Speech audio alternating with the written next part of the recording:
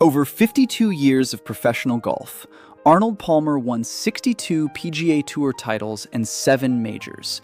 His total prize money from all of that, every tournament, every trophy, every check, added up to roughly $7 million. Off the golf course, in that same stretch of time, he built something worth over $1 billion. He didn't do it by being the best golfer who ever lived. Jack Nicklaus won more majors. He didn't do it by staying relevant only while he was competing. He was still earning $40 million a year at age 85, over a decade after his last competitive swing. And he's still earning tens of millions annually, years after his death. This is the real story of how a Steeltown kid from Pennsylvania became the blueprint for every modern athlete turned billionaire brand that came after him, and why almost none of it had anything to do with how he actually played golf. In 1959, Arnold Palmer was already a golf star. He'd won the Masters, he had a growing following, but financially, his off-course earnings were modest, reportedly under $10,000 a year from endorsements, a rounding error compared to what was coming. That year, a young Cleveland lawyer named Mark McCormack approached him about becoming his business manager. Palmer agreed. The following year, McCormack founded a company that would become IMG, now one of the largest sports and entertainment agencies on the planet, and Palmer became its very first client.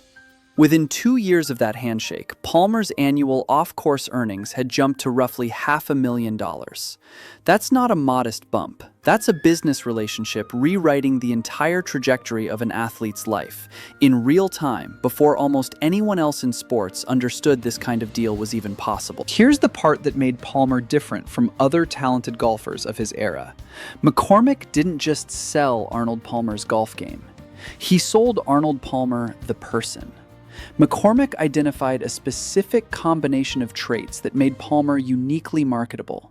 Genuine good looks, an unpretentious working-class background, real skill on the course, a willingness to take risks and show visible emotion when he won or lost, and an approachability that made him feel like a regular guy who just happened to be great at golf. That last part mattered more than almost anything else. Palmer grew up in Latrobe, Pennsylvania, the son of a golf course groundskeeper and pro. He wasn't from money, and he never pretended otherwise. Fans didn't just admire him, they related to him. That relatability became his single biggest business asset, arguably bigger than his golf swing itself. The strategy Palmer and McCormack built together had one simple rule underneath it.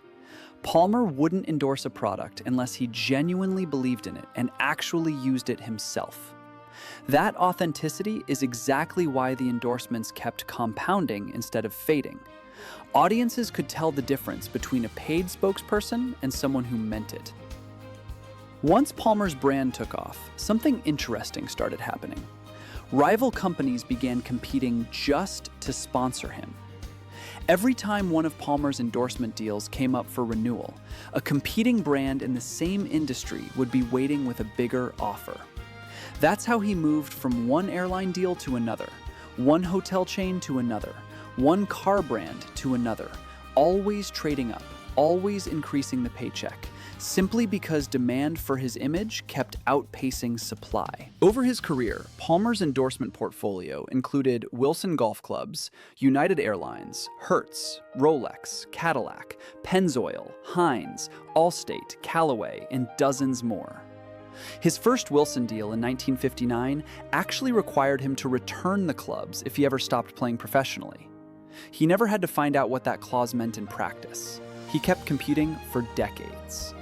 By the time Forbes calculated his career earnings in 2016, Palmer's off-course income alone was estimated at $875 million, a figure that, adjusted for inflation, has been recalculated as high as $1.76 billion in more recent rankings of the highest-paid athletes of all time.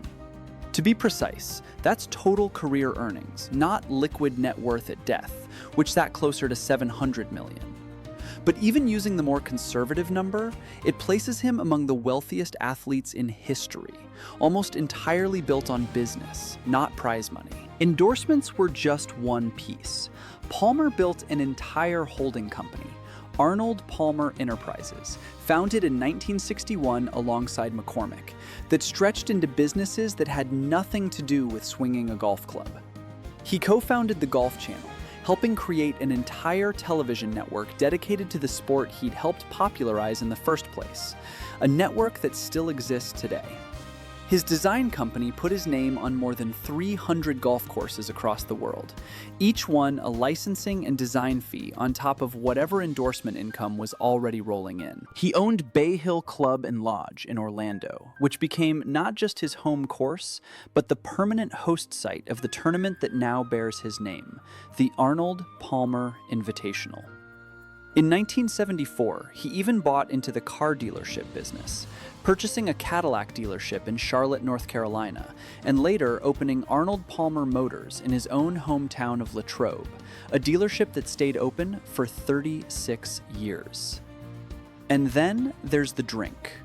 The Arnold Palmer, a simple combination of iced tea and lemonade that Palmer himself just genuinely liked to order, became an official licensed product through Arizona Beverage Company starting in 2002. That single beverage line now generates an estimated $200 million a year, with a portion of royalties still flowing to Palmer's estate, nearly a decade after his death, from a drink order that started as nothing more than personal habit. Palmer isn't just remembered as a wealthy golfer. Sports business insiders regularly describe him as the actual father of modern athlete marketing. The first true proof of concept that an athlete's personal brand could be worth exponentially more than their playing career ever paid directly. Consider the math. Michael Jordan, the athlete most credited today with turning sports stardom into billionaire-level wealth through sneaker deals and endorsements, built his empire using a playbook Palmer had already proven decades earlier. Every athlete since who's licensed their name into apparel lines, beverage brands, course design fees, or media ventures is, in some form, running Palmer's original blueprint. What made it work wasn't just McCormack's deal-making. It was that Palmer understood something that's still true in sports marketing today. People don't pay for perfection. They pay for connection. Nicklaus may have won more, statistically, but Arnie's Army, the massive loyal fan following that trailed Palmer at every tournament he played, wasn't chasing a stat line. They were chasing a person they felt like they knew. Here's the detail that captures this whole story better than any single dollar figure. In 2015, at 85 years old, more than a decade removed from any competitive golf, Arnold Palmer earned an estimated $40 million, almost entirely from endorsements and licensing that had nothing to do with a golf swing he could no longer physically produce at a competitive level. And it didn't stop when he passed away in 2016. In the year following his death, Palmer's estate was estimated to have earned another $40 million, among the highest post-mortem earnings of any public figure that year, golf or otherwise. Years later, he still regularly appears on lists ranking the highest-earning athletes of all time, competing on those lists against players who are, unlike him, still alive and actively playing. That's not a golf legacy. That's a business asset that outlived the person who built it, which is exactly the kind of outcome Palmer and McCormack were architecting from that very first handshake back in 1959. Arnold Palmer earned about $7 million playing golf across more than 5 decades. He built something worth well over $1 billion every years. The trophies made him famous. The relatability, the authenticity, and a handshake with the right business partner at exactly the right moment made him one of the wealthiest athletes who has ever lived, and gave every athlete who came after him the blueprint for how to do it too. If you want the real stories behind the legends everyone thinks they already understand, subscribe, because that's exactly what this channel exists to dig up.